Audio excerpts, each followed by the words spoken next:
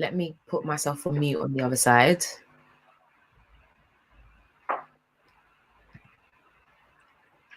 Okay, I have clicked on gone live for some reason. Oh, there we go. Okay, we are officially live. All right, amazing. Well, welcome everyone. I'm super excited to be here, and I'm super excited to be going live on YouTube and seeing you guys. I'm seeing like the viewership going up little by little as we're going along. Yeah. We're just going to get started and get straight into it. So my name is Nissy Tee, just in case you might be wondering who the hell I am, even though you're on my channel.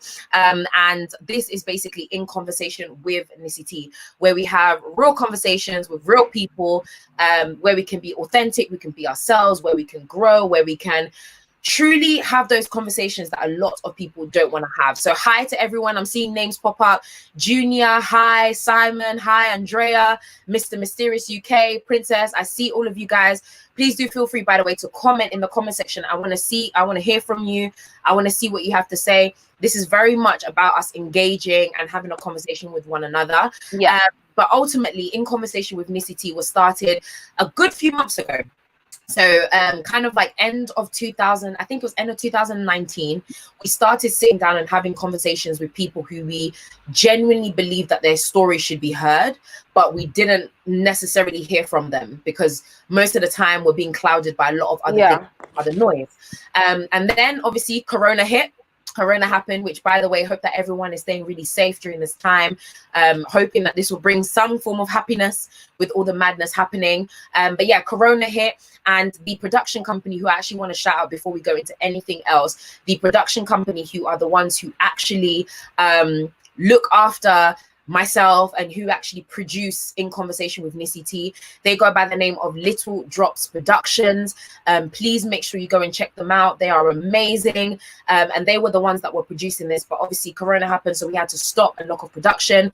And then I kind of thought to myself, wait, why don't we bring this back online and have some real conversations with some real people? So I felt as though it was necessary. So on the show today, I am super honored. I am grateful that she even said yes. I have a young lady who I personally have been super inspired by. How I even found her and found out about her was because she put out a tweet on Twitter, which we're going to discuss in a little bit, which didn't necessarily get the response that she would have wanted it to have. There was a little backlash from it, and we'll discuss that in a second as well, where she basically shared her salary, shared how she, how much she earns, all of that good stuff, and she didn't get necessarily the greatest response. Now, I thought it was important for her to come on so we can actually talk about this and break it down properly. She's the beautiful and the gorgeous. She goes by Yasmin Taylor. How are you, Yasmin? I'm fine, thank you. Like you said, I'm so honored to be on your show. So I'm really excited to get into this and finally just break things down. So yeah. Oh, no, honestly speaking, I know that, you've said, you're honored to be on the show, but I am genuinely so grateful because when I reached out to you, I know that, you've done other interviews with different people, and I know that it hasn't been easy. Yeah. And we're going to discuss that in a second. The response that you got off of social media, even leading you to do things like deactivating from Twitter and all that kind of stuff. So I was a little bit worried. I was like, is she going to want to come on? Is she not? So I'm really, really honored that you decided to actually come on, and talk to. But in general, how are you though? How's everything going? Quarantine time, COVID-19, how are you finding everything?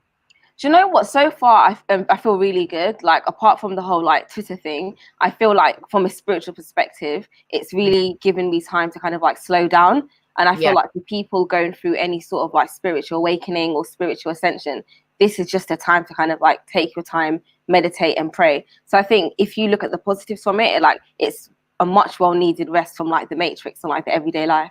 I know life. Do you know what it was? I was thinking about it, and I was just having a conversation about it. I feel like life was going too fast. We were all running, and finally we've kind of been forced to take a step back. Exactly, yeah. And to really take a moment. So what have you been doing to keep entertained, keep yourself busy? What have you been doing, if anything? Do you know what? This is what have I been doing? Apart from meditating and stuff, I've actually picked up baking because I've always wanted to know how to bake, but I haven't really had the time. I've just moved into my first property about, I think, 2 months ago. Yeah. Today, actually, 2 months ago today. Amazing. And so I'm kind of just going crazy on eBay and Amazon, just ordering stuff, trying to pimp out my house. And that's it really. I think apart from just working remotely from home, that's just what I've been up to. No, that's amazing. And the whole baking thing, I'm not gonna lie, it was because one of my younger sisters, she's been into baking a lot, too much. And so I was putting on too much weight. Your girl was starting to look like a round ball, okay? No, you still look good, don't worry about it. No, it's because I decided to detox. That's why. I remember I was just putting on too much weight and I decided to detox. So I kind of went through like a period where I just had smoothies and vegetables. Because you people are dangerous that try to come out here baking, making the rest of us fat. Yes. You know what? Like it's a really good, like, relaxing thing to do. So that's what I've kind of like picked up. Yeah, no, fair enough. Well, I'm glad anyway that all is well. And again, I just want to say, to every single person, to everyone who's locked in right now, my heart, my prayers go out to you. I know that right now is such a weird and a difficult time. So for anyone that might have even been experiencing loss during this time, maybe you've lost a loved one, maybe you have, just going for a rough time mentally, emotionally, spiritually, I really do pray that, this will be an opportunity and a time, at least for the next maybe hour or so, for you to kind of chill out, think of something different, and to just have a good time. Just chill out and breathe and relax.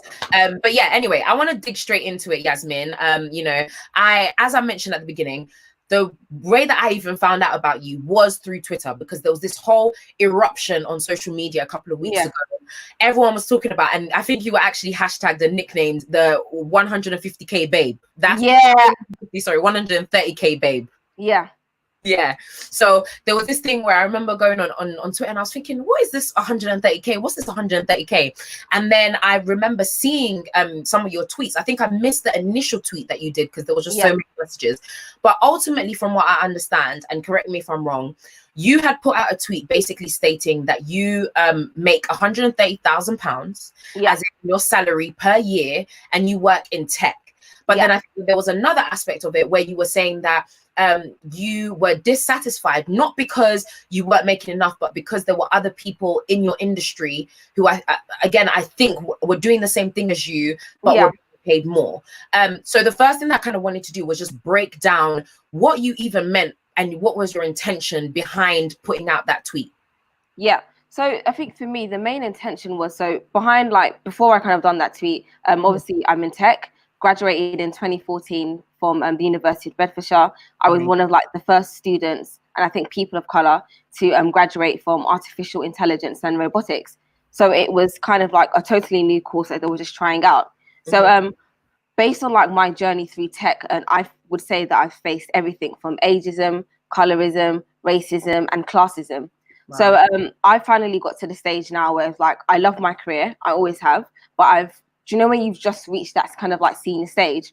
Right. So I've always been an advocate for not only entertaining that Black women should join tech, but just women in general. So I host coding classes. I speak at like different colleges. I'm part of a mentorship group where I speak to like young women and men, kind of like trying to bring them in tech. So I've always said that my Twitter kind of acts like it has different vertices. You've got 9 to 5 Twitter, you've got kind of like pop Twitter, rap Twitter, and then you've got tech Twitter. So I knew that it could potentially be perceived as somewhat bragging that I'm kind of like stating out my salary. So what I did in to kind of like support the coding schools that I've had, and kind of just to bring a bit more audience to myself, I also posted my salary. I stated how I got there, and I also stated a blog on Medium describing, who I am, my age, what I do, certifications to learn, links to free certification and exam links. What else did I put on there? Access to my LinkedIn to ask me any questions, and interview and answer questions. And then obviously I described the field that I was working in, which was DevOps. So I thought, okay, it's a blog describing, what I do. I have quite an open approach to, the steps that I've taken to get there. And because I thought people would assume that they'd know that I've been in computer science or coding for a long time, I wouldn't think that, I wasn't aware that they would assume that my salary was boasting. So apart from not just mentioning my salary, I also mentioned, I broke it down that it's not just a salary from one role, it comes from 2 roles, and I'll clarify the finances later. So in the beginning, I posted and everyone was like, oh my gosh, like you've done so well for yourself, like congratulations. So I think because I made quite a lot of hashtags, and it was hashtags within the Twitter or tech realm, tech people kind of caught on to it. It's like, oh my gosh, you're really good. I got contacted on Twitter by another company. They were just like, oh, that's a great salary, but if you come and work for us, my mates earn like $850 a day. Oh, so wow. people were just, yeah. So when I posted it, people were just kind of like throwing in different figures. Like, oh, I make this, I make that. Somehow, some way, like I said, I think it went to another segment on Twitter, and somebody got hold of it, and some way the tweets kind of got separated. So there was one tweet that was like, hey, I'm Taylor, I make 130K. Here's the blog guide. And then another tweet was just like, oh my gosh, like I make 130K at 27, but I don't think it's a big deal because I work with people that have less experience than me, that happen to be white, that just make a bit more or the same. Right. So I think that tweet kind of circulated around, and because I posted a picture of myself as well, because I was trying to be like fun, personable, and kind of show a before and then, I was then accused of kind of like being a narcissist, then accused of people assuming that I was gloating because I didn't need to mention my salary, and then I was also accused of being what was the other word? I can't remember, but how dare she say 130K isn't that much? So I'm on Twitter and I'm kind of like getting praised on one side and kind of like being dragged on the other. Right. So that's kind of like how it started.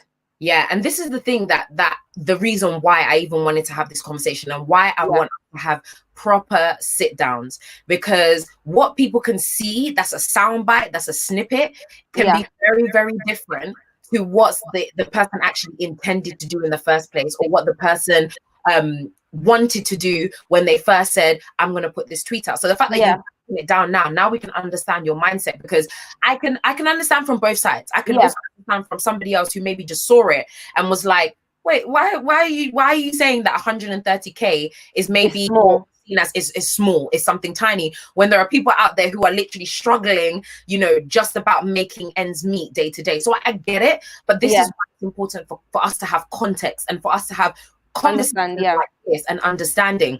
One of the things that I really wanted us to actually discuss, and I want to dive straight into it actually, just because you mentioned it, was that there was two sides of you, and where you were being praised by one side, another side who were, saying that, you were being a narcissist, you were being all of these different things. You actually went as far as to deactivating your Twitter. Like I even tried to hunt you down. I had to go through somebody else and ask them, because I tried to hunt you down because I was like, this is amazing. Why that we were not talking about the fact that you are doing something so amazing? You're working hard, and like you said, you are a young Black woman who has gone into this industry that not a lot of Black women are actually in. I actually hosted an event not long ago called Black Girls in Tech. There was a summit put on by Girls Talk London, and the statistic was something ridiculous, like Black people less than like, I don't know if it was like 1%, or am I exaggerating? I don't know, correct me if I'm wrong. It was like less than 1% of the people in tech, and it's one of the fastest growing industries in the world. You deactivated Twitter. What led you to that point, and why did you think, I'd rather just take a step back and just not speak to anyone rather than actually deal with what's happening? Well, I think it's kind of weird, because people say that social media isn't real life, but at that moment in time, when you're just kind of hit with different opinions of yourself, and kind of like, it's just a lot to deal with at the moment. So I've got one side of Twitter that's just like, oh my gosh, like you're making great money. My cousin's 24 and he's making 200K in a hedge bank. And I'm like, oh my gosh, like send me the link for that job. Why not? And then you've got the other side. So then on the other side of Twitter that was kind of like dragging me, there was one guy in particular that was like, oh, you can't just come up here and post your salary, I would like a link to your company with testimonials stating that you make over 100K. And I was just like, I've never heard of that before, where you earn six figures and a company's making a testimonial of you. So I was just like, that doesn't really make any sense. Right. So then he must have started to DM me, or just like, oh, like, basically like, shut up, you liar. I bet you're on just like 25K. So I was like, what the hell? Like, what the hell is wrong with this guy? So I'm ignoring him. He keeps on going and going and going. And we're kind of like going back and forth in the DMs. And then he just kind of goes silent. And then he's arguing about me to other people that are defending me. So then, apart from like other people on Twitter saying, oh, she's a show off, I'm thinking, hold on. I come on Twitter. I've been on this platform for quite a long time. We never question rappers when they hold their stacks of money in the band or whatever. Like, you don't question that. So why is it me that I've been in tech for such a long time? I hold coding classes. I've written a detailed 17-minute read on Medium as to how I've got there. And I'm boasting, like, even if I didn't write a blog and I just dropped it, what exactly is the problem? So I think there was quite a lot of kind of like misogyny and patriarchy that was really, it was mostly kind of Black men as well. So obviously I just kind of lost my temper, and I was just like, I should have just left your asses on 25k, enjoy the hood, right? I didn't at the guy. Yeah. So I didn't at the guy. So now we've got the Twitter that just didn't see the Medium blog article, and they just thought, I'm 27, 130k, but it's small money, plus left your asses on 25k in the hood. They're now just thinking, yep, she didn't have good intentions, classist, narcissist, da-da-da. And I was just like, no, that's not what I meant, but it just gets quite a lot, if that makes sense. So yeah, I just wanted to clear that up. Like, there is no issue on being on 25k. It was added to that guy, but I understand like how it went. And I think after that, that's what kind of forced me to deactivate my Twitter, because in a day, I checked my LinkedIn profile, and I think I got like, my views on LinkedIn went up by like 3,000%. Wow. And it was, I'll go back to Twitter, I saw I was trending as 130k bae. Cool. Yeah. But then I also had people kind of like scrutinizing my LinkedIn, saying, oh, like, how is this possible? She's lying. She's had like 4 jobs in the space of like 5 years. And I'm like, 1, I'm a contractor at the time. And 2, like, what the hell? Like, why?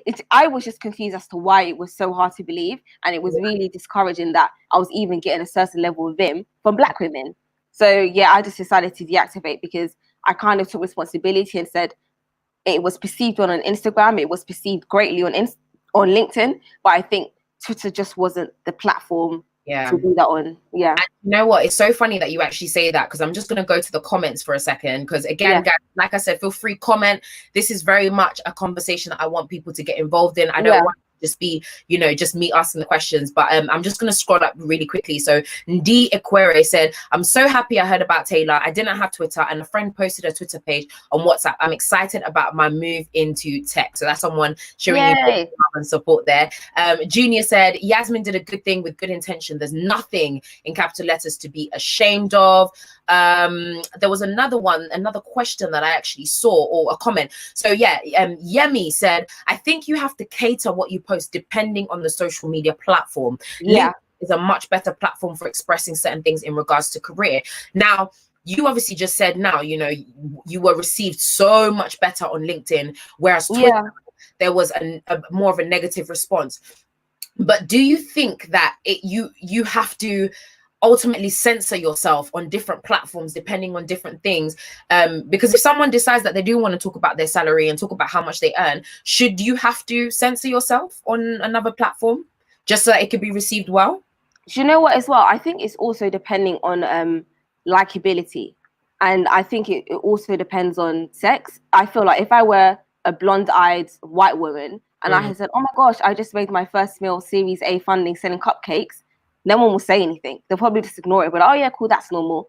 If I was a Black man and I said, yo, from the hood, you know, to, you know, Westminster, here I am making 6 figures. I'm trying to be like you, bro. Continue. As a Black woman now, I've come, you know, posting a picture of me in a club dress, like looking all cute, like, oh my gosh, 130k at 27, reading my blog. Oh, who does she think she is? This and that. Then I had some Black men that's kind of just like, oh, no one likes to boast. And I'm like, you listen to rappers that broke shame you guys every day. I've not said anything against you guys. I've hosted free coding lessons. I've given step-to-step guide, but somehow I'm boasting, I'm narcissistical, and you know, it was just crazy. And I just thought, you know, I wouldn't want to give up on supporting Black people, but it definitely did kind of like open my eyes to see that there are different types of Black people in different mindsets. And I feel like you said, or what I think it was Yemi was saying, Twitter just wasn't the place for that, if that makes sense.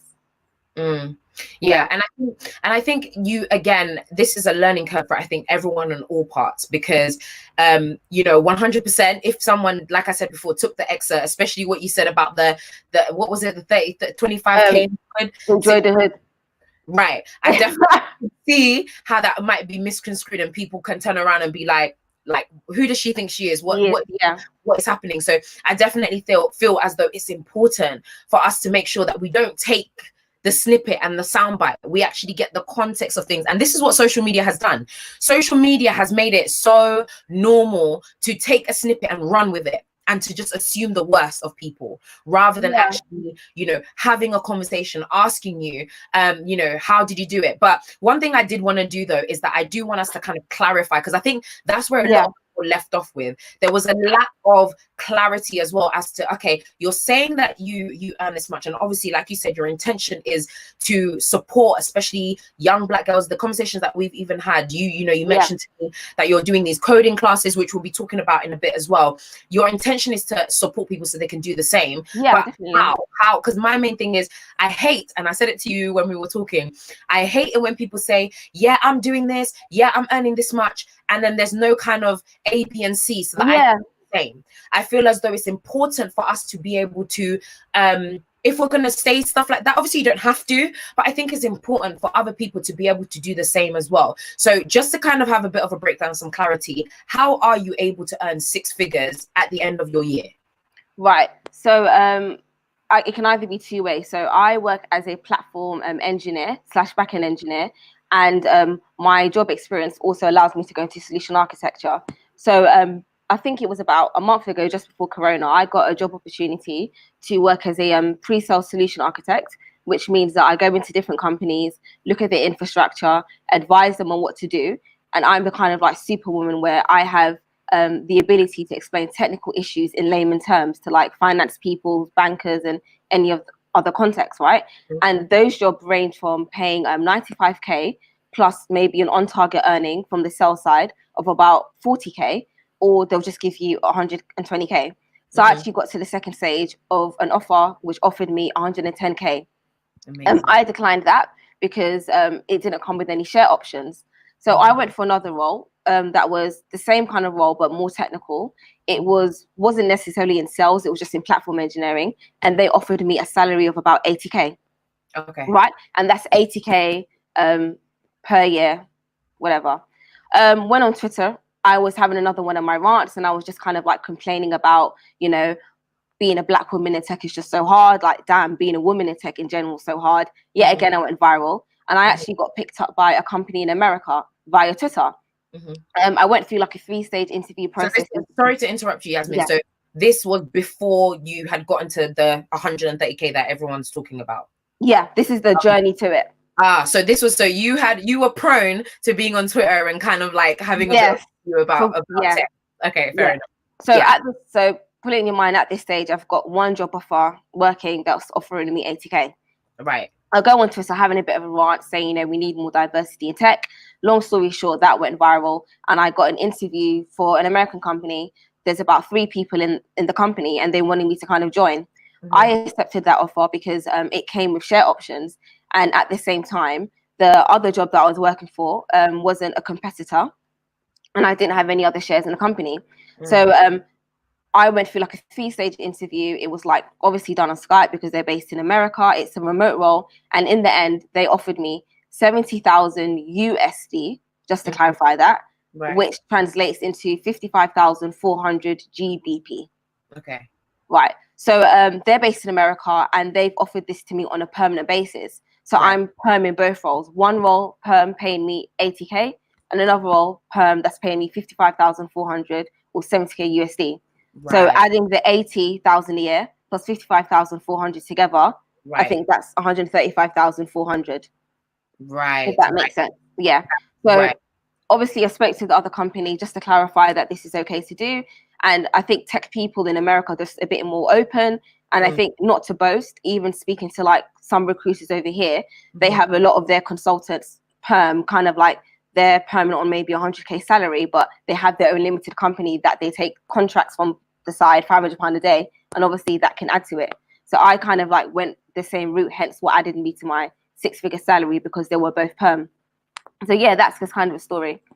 Wow, amazing. Well, thank you so much, obviously, for clarifying that. So again, to be very, very clear with everyone, because I think that this was the main issue. Yeah.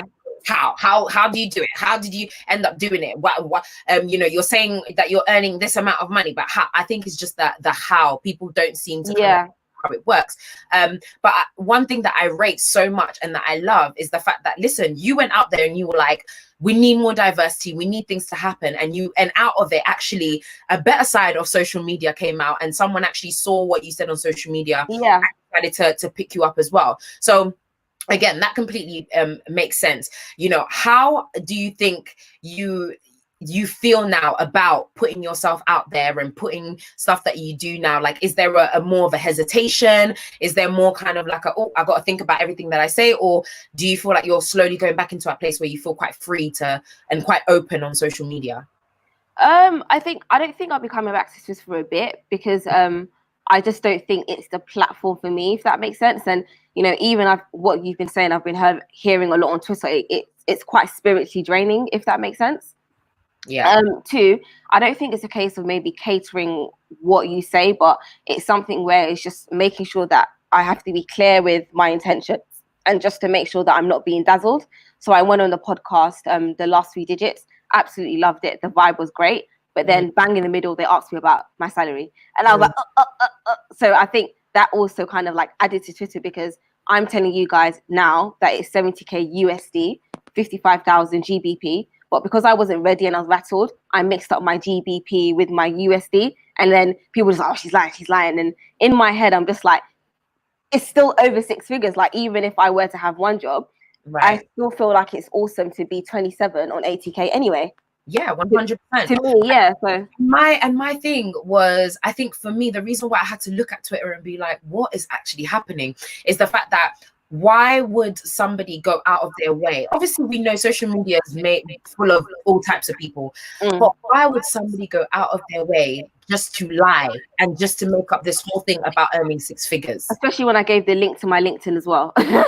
For you, exactly. And I think for me, there was a little bit of an element of like a sadness in me, because I was like, is it because she is a young Black woman that people feel like this is such an anomaly and a weird thing? Or because she has decided to share it with people? And if it is it going to do, is ultimately people bashing and dragging and doing, and this is why I wanted to have this conversation. I'm hoping to have more conversations like this. Do people really believe that dragging people and bashing them and being super negative is actually going to do any better than what is already happening? Like, it won't. It automatically, it just kind of like spins into some sort of witch hunt, if that makes sense. I was on Twitter and I was seeing some of the comments from women I've never spoken to before, just kind of like, oh, like I knew she would like do this. I'm like, you know what? I don't even know you. It's so weird. I had people that I don't know you. Yeah, like I've had people that like I've liaised with before on Twitter. I don't agree with their tweets. I block them, and they're just somehow creating burner accounts to screenshot wise. Like, it was crazy. I'm just like, and it just happened to come from like a certain caliber of Black people, if that makes sense, not in a degrading way. So I was just like, yeah, I don't think Twitter is kind of like the platform. I feel like I even mentioned on the 3 Digits podcast, I think if I were a Black man, or a rapper, no one would question my salary. If I, had gone viral twerking on, do you know what I mean? Like, people wouldn't question that. I even done a YouTube video talking about how I had like a mini experience. It was kind of like a fun time story of when I used to be like a cam girl. There was like no nudity or anything, but just like being a cam girl, basically. Oh, okay. Like I thought I would get more backlash. I was like, being a cam girl, and then I realized what you meant. I was like, wait, what? Okay, explain this, please. Break this down for us. So basically, like, being a cam girl is kind of like online dating. So it's kind of like different guys will kind of like sign up to a platform, and you just basically just talk to them and keep them company. They're just like flirting with you. You don't have to be nude. But I've done it for like 2 weeks when I was like 23 years old. So I shared that story and how funny the process was and stuff. I thought I'd get more backlash for that. So I would have understood that, but I didn't think I'll get backlash for sharing a tech guide and being on 6 figures at 27. So right. Well, anyway, aside from the backlash, you've definitely moved on. You have been still killing it, still doing your own thing. But I actually wanted to talk about a little bit about the journey. And someone actually did ask that. So, Kay, shout out to you, because you're literally in my brain right now. Said, how long have you been in tech and what route did you take? So I do want to talk a little bit about the journey into tech, because like I said, still to this day, we don't have a lot of women, especially Black women, in tech. So what was the process like for you, and was tech something that you always knew you wanted to do? Oh yeah, 100%. So originally I wanted to be an astronaut. So I wanted to study like I've been wanting to be an astronaut since I've been 10. So my dad used to like send me old computer parts to kind of like fix. So it kind of became like second nature to me. So originally when I applied for uni, I applied for aeronautical engineering, chemical engineering, mechanical engineering, computer science, and then it was artificial intelligence and robotics. And I just decided to kind of like take the leap of faith. I got into all unis and go for AI and robotics. In the beginning, studying AI and graduating from it was kind of like saying you've got a PhD in architecture, or no, a PhD in archaeology. Like, okay, that's great, but what can you do with it? Originally, I started uni at 18, and my first job before uni, I was an IT sales executive on 12K. So that was just going into different companies, trying to like sell IT equipment for them. And then I went to uni. So one of the tricks I tell people or graduates trying to build their career is that I think in uni your summer holiday is about 3 to 6 months long, if that makes sense. So get yourself an apprenticeship, internship, or a job. So before I went to uni, I was an IT sales executive. First year uni, going into second year, I worked as an IT account manager. Second year, going into third year, I worked as a first line support analyst. And then by the time I graduated, I had about a year and a half worth of experience. So I actually got my graduate job. It was actually a proper job, not like a graduate scheme, 3 months before I graduated. So I graduated July 2014, and I started working from May 2014. And that was for a company that was bought by Microsoft as a business office productivity advisor. And that was 26K at 21. So my project management certification, Prince 2 Foundation, it came with my degree. And as I kind of like climbed the ranks and stuff, I kind of became well acquainted with LinkedIn and recruiters. So I used to create spreadsheets. So every time I was kind of like out of a contract, because I went straight into contracting, I felt like contracting was easier to learn different technologies. It was more money. I was renting at the time, and I felt it was easier for me to invest back into myself in regards to qualifications. So I went from a perm job on 26K, went straight into contracting at 22 at £150 a day. And I just kind of like went up from there, and I dipped between being a contractor to being perm. Then when I was perm on a more senior level, then I went kind of like back to contracting. Right. Another one trick I would say is know what you want to be in tech, and Google job titles that are above you. Match up what they want to what you want, and then see where the missing gaps is, and then educate yourself on those areas. Wow. So when you go to work, don't necessarily be afraid to be a beg. If you want to be a team leader, go to team leader and ask is there any admin work you'll do. That's kind of like what I done. And I did notice that as I was doing that in a lot of my roles, I felt like even if I wasn't qualified, I was mostly hired kind of like on my passion, being forward thinking. And I guess, dare I say, it's being like the token black girl as well, which I didn't mind because it was for my benefit. Right. Do you know what? We're gonna just sorry to interrupt you for a second. Yeah. We're definitely going to talk about that being the token black girl and being in tech. But just to kind of go back a little bit, so you mentioned something that I think is really important. You said look at your job description, but look at the job description above you and look at what's in between and work your way up to try and do that. Now, some people might look at something that's above them and feel super intimidated and might be like, the reason why I'm here is because I haven't yet learned. I haven't yet gotten who am I to try and get to that next level? What would you say to those individuals that are a bit like, I know I could do it, but I don't feel like I'm qualified or that I'm good enough to move into that space?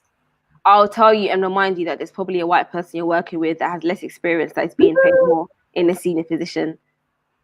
So, don't ever feel like you're not qualified to take a job. Obviously, be realistic. It's not going to take overnight, but if you want to get there, just look at the gaps and learn in between, and you should be fine. All right. I love that. And did you find yourself, having to struggle to try and get through that door and get people to get you on contract? Because obviously you mentioned sometimes you were like, do you know what? I'm the token black girl and I just accept it. I mean, I studied at the University of Cambridge, and when I was there at the time, there was like barely any black people. Yeah. The percentage was tiny. I remember when I was there, the percentage was lower than 1% of black people that went to Cambridge. Yep. Literally less than 1%. And then with stuff like the Stormzy fund that he does, and more campaign around black people getting into it, now it's got up to about 3%, which is still tiny, but definitely getting better as we're going along.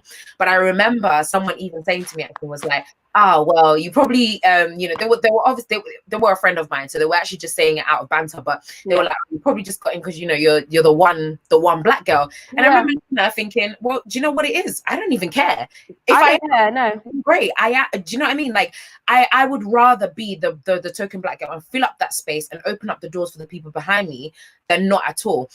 But when you get there, how do you now deal with being the token black girl and having to look around and be like, oh yeah, damn, there's no one that looks like me and no one that I don't necessarily relate to? How do you deal with that in tech?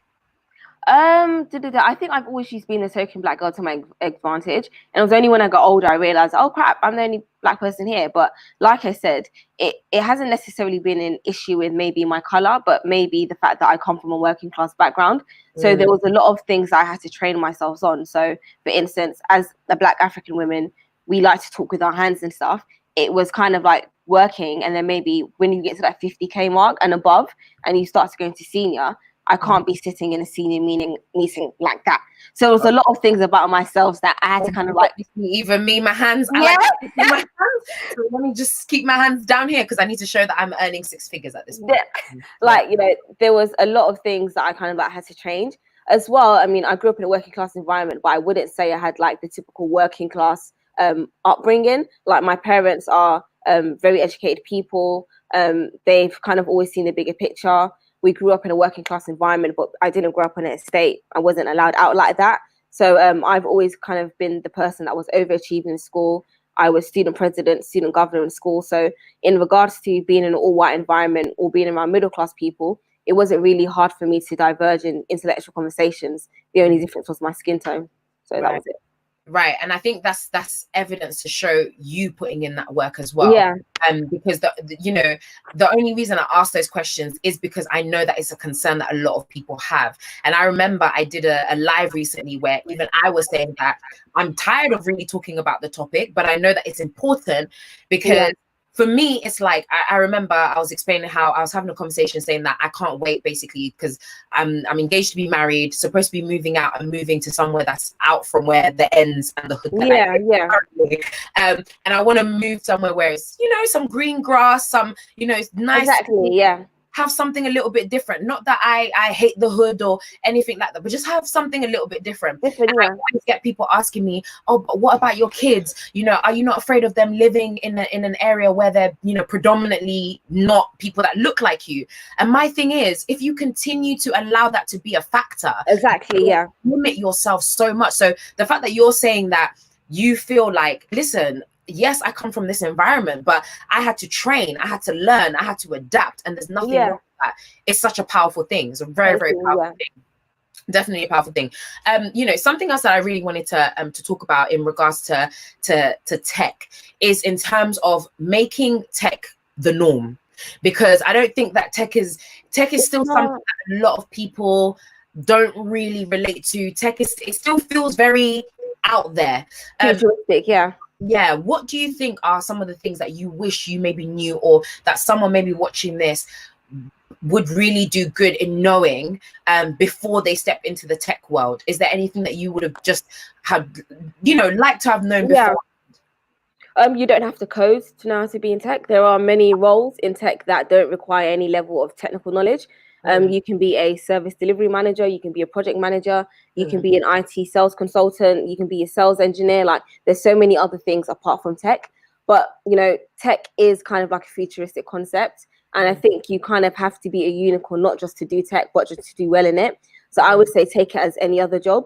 Tech has a lot of money, but it's not the only field that has a lot of money. And if you don't enjoy it, then don't do it. Because being in tech and earning a lot of money is great because I enjoy it. But if I were in tech just for the money, it will be like going to school and learning maths every day. Like it's a mathematical, it's basically a language. And I always say, if you're bilingual and your brain can already grasp that, then I think you'd be quite good at coding. Oh, amazing. But you mentioned that you don't have to necessarily know how to code, but what are some of maybe the key skills that you would say to people, make sure you know this, or make sure you learn, or make sure you read this book or listen to this thing? What are some of the key things that you would say to people that they should kind of get familiar with now if they want to get I would say go to quite a lot of tech meetups, but If you're not well versed in tech, you can start small. So go to like the National Science Museum, listen to a tech podcast, pick up a newsletter that's describing tech. Just get your mind kind of like not necessarily passionate about it, but just well versed in what's understanding on questions to ask and what you want to know. And even if you were to go to an employer being quite a novice in tech, the fact that you've gone out of your way to do that, then they'll see that as passionate. And be a beg on LinkedIn. That's what I do. If you're not afraid to slide into the DMs, don't be afraid to slide into a LinkedIn manager's DM, ask for mentorship. That's what I've done. A lot of the times I've applied for jobs and they said, you know what, give yourself 2 years, you're not there yet. And I said, I will see you in 2 years. And I've just kept them as a mentor. And then they've hired me like 2 years later. I love that. By the way, guys, just to let you know, I will be going through the comments again in a second. So feel free if you have any questions or anything that you want to ask. We've got Yasmin on for probably another 10-15 minutes. So make sure you ask those questions. Okay. We want to make sure that we make use of you during this time. And I'm even moving down. Oh, amazing. All right, cool. I'm going to be coming to the questions in just a sec. Great. You know, one thing that I can definitely say is that you seem super confident. You seem confident in yourself. You know, when people say believe in your source, believe in your slave, you seem like you're super, super confident. Have you always been like that? Have you always been quite confident in yourself? Do you know what? Like, it's so weird because I think back to like my memories in like primary school and like, primary, like even when I speak to my mom about it, I had speech therapy and I didn't know how to write until year 2. Yeah. So originally, before I like wanted to be an astronaut, I wanted to be an actress. Like I was always the joker, making people laugh and stuff. And then I got to like year 3, and I was just like, I'm actually quite stupid. Like even though like they don't take intelligence that seriously when you're primary school, I was just so playful, and I need diddly squat. Right. So my dad is really smart. He trained to be a doctor. He was really good at maths. So when it got to year 3, year 4, he started teaching me algebra. But because I think the extracurriculum activity in Africa, I'm from Ghana, is quite advanced from here. When he was teaching me maths and algebra, he was actually teaching me year 6, year 7 stuff. So I got moved up a year. And I think it was from being in year 5 and being moved up to year 6, seeing how differently I was treated, the opportunities I was around. I was just like, I know I'm just meant to be a rich, bougie person. Like, this is the life that I want. I love it. I just kind of like carried that on, got to year 7. I got the highest SATs in Southwark, so I got like 3 level 9s, and then I carried that on to year 9 as well. Got like a Southwark award, got to speak at Cambridge and Oxford, just to kind of like be a young woman, joined the debating club.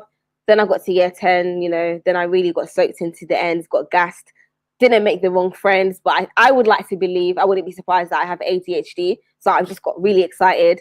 I was predicted all A stars and I only came up with 1 B, and I just passed the core subjects and failed everything else. Wow. And I think it was that awakening and missing out on going to a really good 6th form, plus maybe going to like Oxford and Cambridge. When I got to college, I just kind of like re-switched my mindset, went in hyperdrive, saw how some of my friends that I had at the time that had fell off kind of become. I was like, I have a lot of trauma from growing up in a working class environment, being on benefits and that. So I was just like, I don't want that to be me.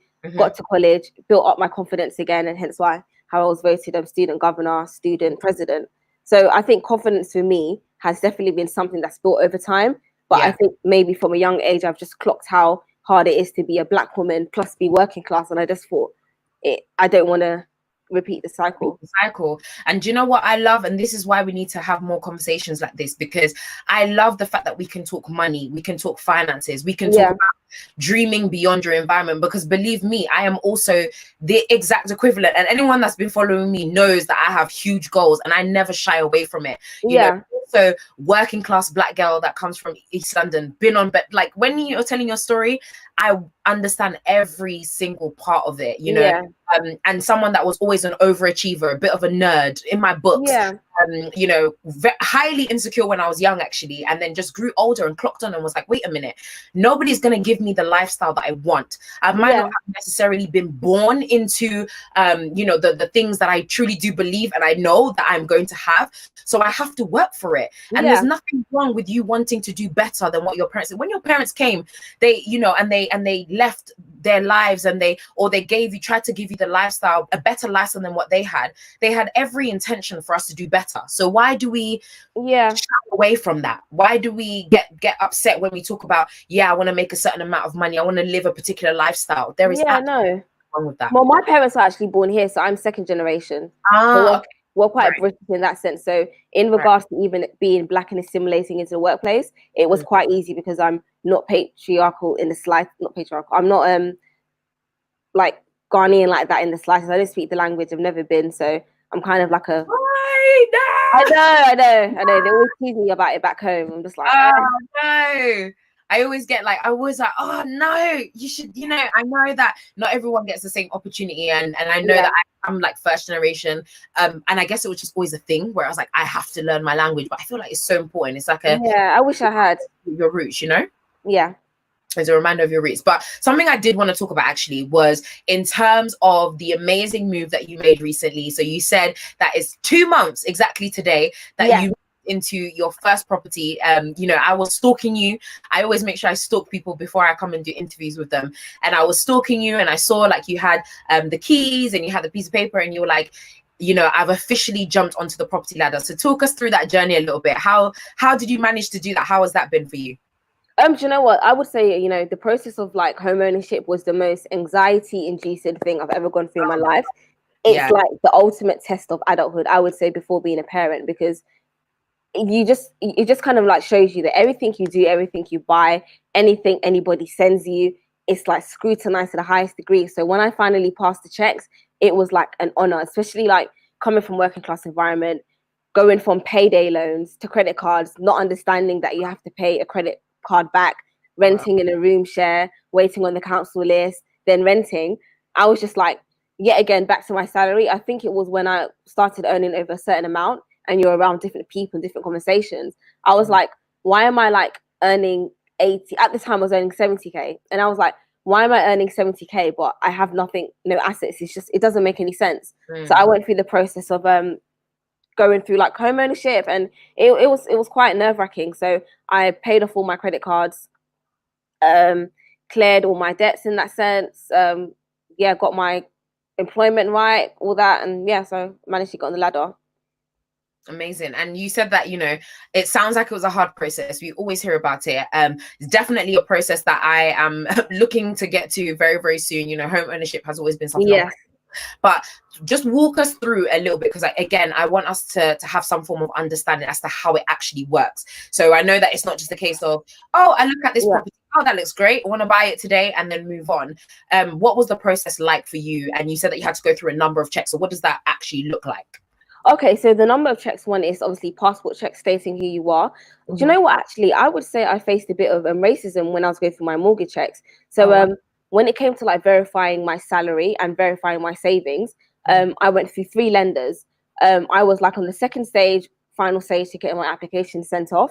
And as soon as then we had like a Skype call and they saw my face, all of a sudden it was, we can't verify that your salary came from there.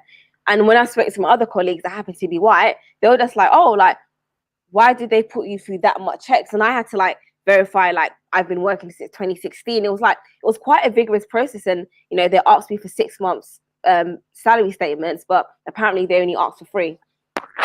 The only lender that I managed to get through that actually kind of like approved the process, or I think it was the broker, dare I say it, that approved my process, was the one that didn't see me.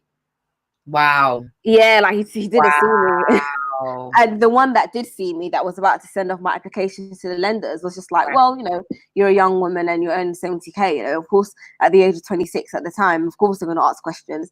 And I was like, okay, but something doesn't really seem right. I actually went for the shared ownership scheme. Right. And I think the aim for me was you have to earn anything, I think up to 80K. And I'm like, you know what? I know my salary is going to go up. I done the shared ownership scheme because I live on the outskirts of London, and I just felt like the houses and the quality was just a bit more nicer. I'm a bit of a like neutral aesthetics flat girl, and I think at the same time we knew that when I finally do move in, my salary is just going to go up, so there's a high chance that I'm actually going to like buy the rest of the shares anyway. And I actually was on the process of doing that. Then COVID happened.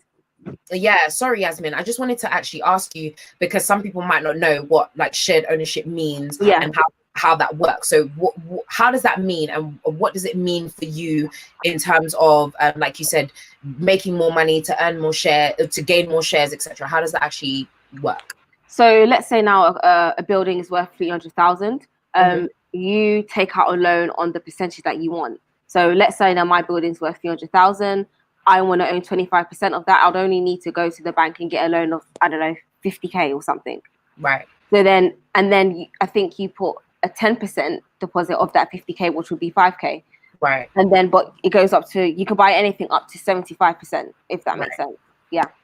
Right. Okay. But I know that because even myself, I have had conversations with various types of people trying to get my head wrapped up around it as well. And some people have mentioned that they don't particularly like shared ownership purely because, again, it's not your property. It's not you having full ownership of it. Is that something that concerns you, or are you kind of just like, well, when I'm earning more money, I will get to 100% at some point? Yeah. So originally I was going to kind of buy it outright, if that makes sense.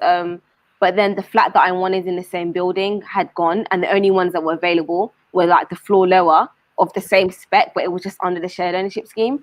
And I guess because I knew that I can go into contracts and earn like £500 a day, it would take me no longer than 6 months to buy the rest. So I just saw it as I've still got ownership, but as long as I got in, if that makes sense. Right. Yeah. You're like, as long as I get my foot through the door, you know, where that kind of happens, I'm going to make it work. Obviously, I don't know the ins and outs of shared ownership, so I would 100% say for anyone that's listening, please make sure you do your research beforehand. You know, see what works, because you might end up realizing, in fact, shared ownership is not for me, or you might say, actually, shared ownership is a much better option for me as well. But yeah, and so now you've moved in. How are you finding, you know, living in your own space that you can call your own? How are you finding it? Do you know what? It's so amazing because like before I got here, I kind of like visualized the kind of apartment that I wanted to be in. And just before COVID hit, I was kind of like, I would just go to IKEA just to kind of like be like, oh my gosh, I can actually go to IKEA now and buy stuff from my own property. So I was a bit ticked off when COVID happened because it's like, obviously I can like still furnish my flat and buy it online, but it just doesn't have that same feel of actually like walking through and stuff like that. But I'm really happy here. I've got like a rooftop garden. So being isolated hasn't been too bad. 2 bedroom, 2 bathroom. Yeah, like I'm blessed. I'm happy. I love that. I love that. And just in terms of your classes as well, because I know that you did mention that you have classes, you do tech classes for, assuming for anyone, or is it for women? But yeah, just tell us a little bit about your classes and how people, if they want to join, they want to know more about it, how can they do that? Right. So I've got a Calendly link. I think I've sent it to you via the email. It's also on my bio. It's also my bio on my Instagram. So there's one kind of like course. It's how to choose a career in tech.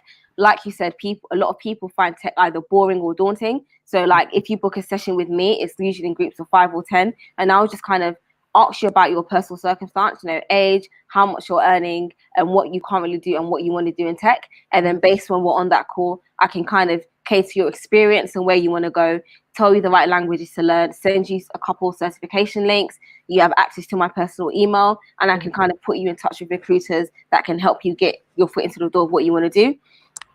For people that have maybe a more proficient understanding of coding, I host a 3-day quick kind of like how to quickly create your first website, and that will be HTML based. So for people that have like their own businesses and say, you know what, I want to create a website on Wix, WordPress, or HTML, it'll kind of be like a 3-day crash course on like how to do that, because I've taught that before.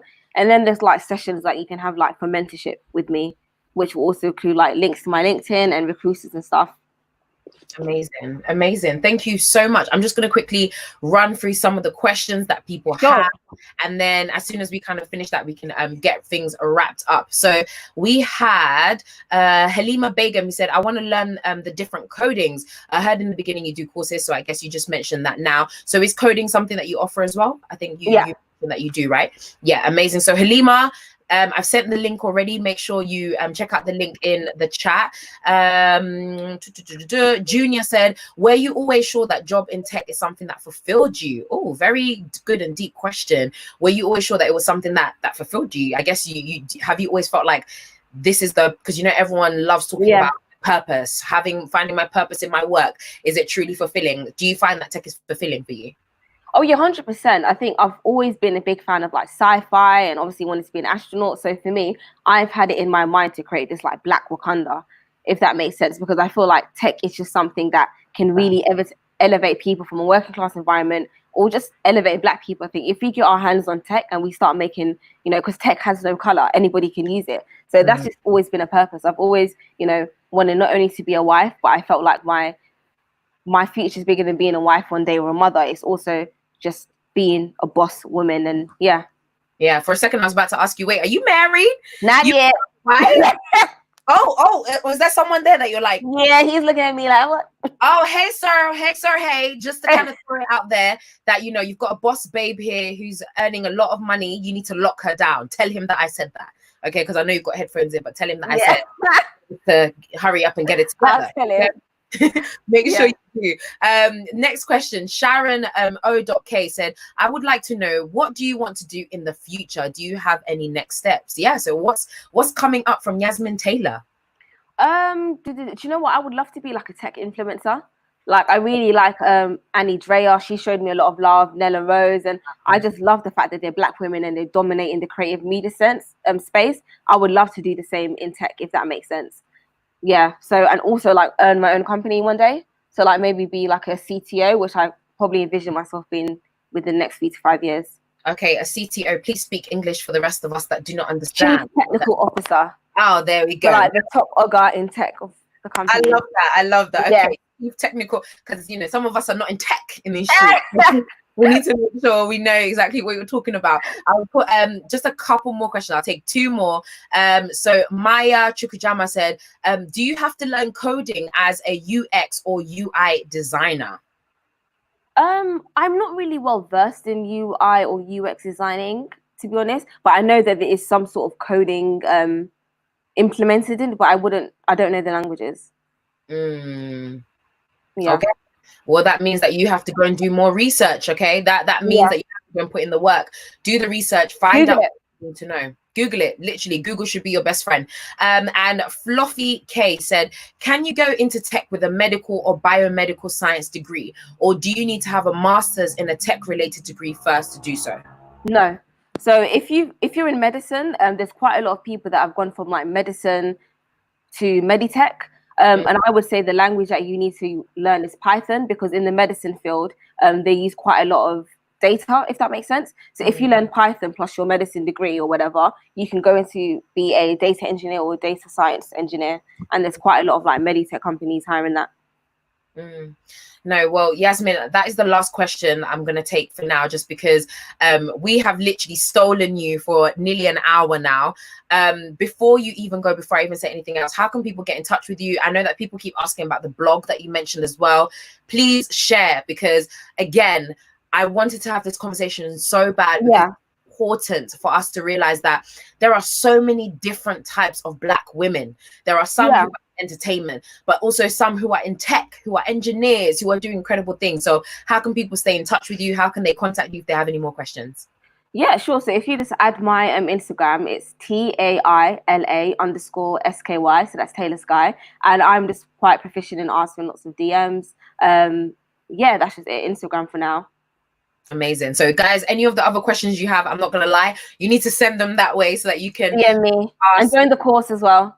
Yes, and of course, join the course, be a part of it. We definitely need more, especially just young Black women in tech, young Black people in tech, but just in general, you know, people that are interested in it, people that are hungry for it. Clearly, we've seen someone who's doing an amazing job at it. So Yasmin, I appreciate you so much for coming on today, for taking out the time out of your Sunday evening to join me and have this conversation. It's been an honor. You've been open, you've been honest, you've been transparent, and I really honestly do respect and I appreciate it so much. Thank you so much for giving me a safe space. That meant a lot. No, I'm so glad. I'm glad that you felt safe around here. Okay. Yes. We're a family out in these streets. We're a family. But again, Yasmin's Instagram is Taylor, spelled TAILA_Sky. Make sure you check her out. Make sure you watch her. Massive shout out once again to Little Drops Productions, who I said are normally the guys that produce this. So we're normally on a proper set. Yasmin would have come to sit down with me on a proper sofa. And yeah. But unfortunately, COVID-19 is restricting things. But hopefully when things get back up, maybe we'll have another conversation. So you check out Little Drops Productions, and big shout out to them. And thank you guys to every single one of you who decided to tune in tonight. There's been about over 200 people that decided to come onto this call, not the call, I've been doing too many live calls onto this live stream on YouTube. It will be saved on my YouTube channel, so make sure you check it out. I'll be back again next week Sunday with another very special guest.